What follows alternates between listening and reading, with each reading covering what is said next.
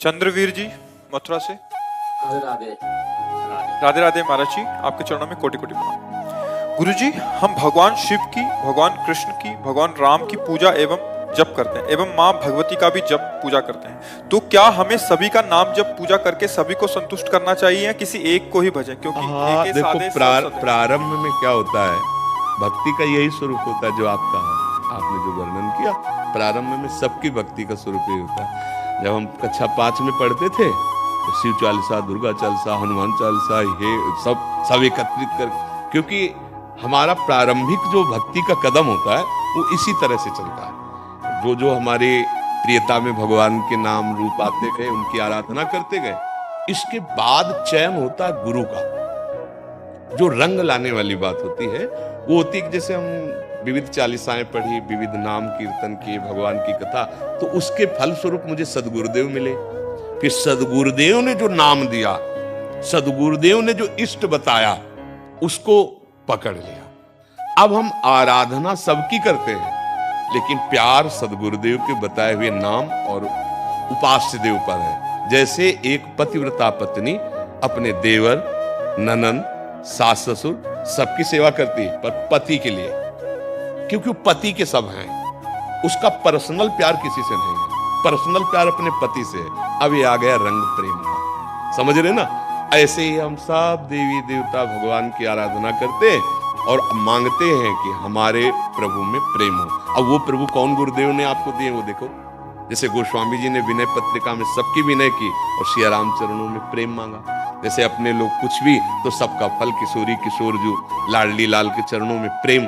तो अब हमें ये देखना है कि अभी तक हमारी उपासना हमारे भाव से चलती रही, अब हमारे भाव का फल है गुरुदेव के भाव में हमारा भाव समाहित हो जाए, तभी वो सिद्धावस्था मिलती है। चाहे शिव बिरंची सम होई, गुरु बिनु भवनिधि तरह न कोई। तभी कहा तात स्वर्ग अपवर्ग सुख धरी तुलाय कंग तुल न ताय सकल मिल जो सुख लव सत्स। एक क्षण में निहाल हो गए, अगर बात मान ले तो एक क्षण में निहाल हो गए कि आज तो माला माल हो गए, क्योंकि आज मुझे कोई वादा करने वाला तो मिला।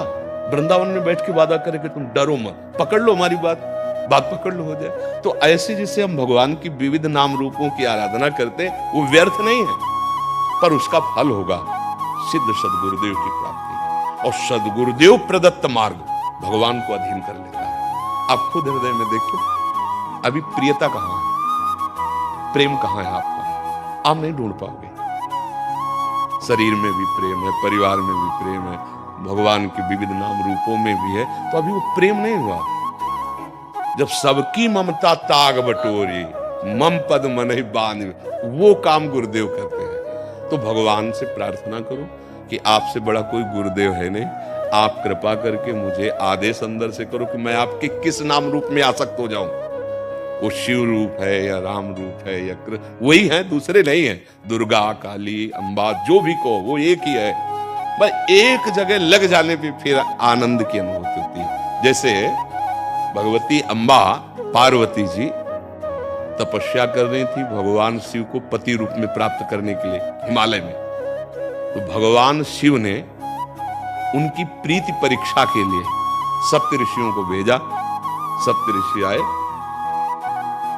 आतिथ्य सत्कार किया भगवती अम्बा ने, क्योंकि ऋषि महात्मा आए तो अर्घ्य दिया। अम्बा से पूछा कि आप इतना कठोर तप कर रहे हैं सूखे पत्ते खाकर।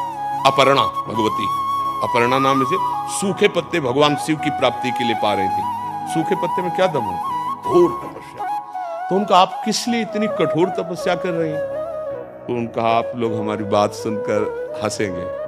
हंसने का मतलब कि कहां मैं और कहां अगाध बोध संपन्न भगवान शिव।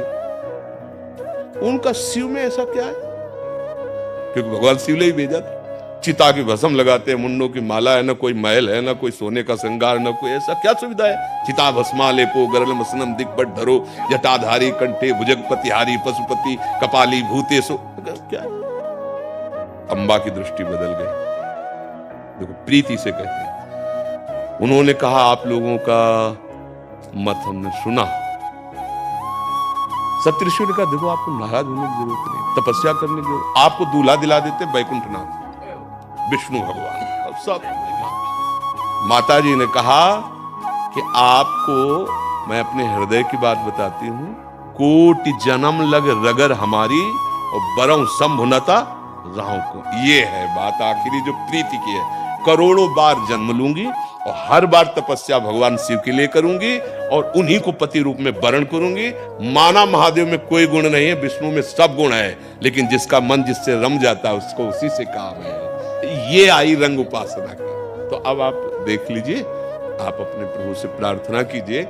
प्रीति एक से होती है, वो एक ही है। तो जब तक हम नहीं जानते तब तक बहुत रूपों में उसका हम आराधन करते हैं, पर प्रीति एक से करके बहुत रूपों में उसकी भावना कर लेते हैं। जैसे गोपीजन श्याम सुंदर से प्यार करते हैं तो कह रहे जित देखूं तित श्याममयी, अब कोई दूसरा नहीं है। जिधर देखती हूँ श्याम सुंदर ही श्याम सुंदर नजर। वो स्वामी जी राम जी से प्यार करते हैं, वो कह रहे जड़ चेतन जग जीव दत्त सकल राममय। अपनी भावना एक आराध्य देव पर वही है, लग जाए तो रंग आ जाए। अब ज्यादा समय तो नहीं रहा, अब जीवन का ज्यादा समय तो नहीं रहा, तो अब रंग आना चाहिए। अब प्रभु का कोई एक नाम रूप पकड़ लो और उसी में डूब जाओ। एक नाम रूप में कोई प्रभु का पकड़ लो।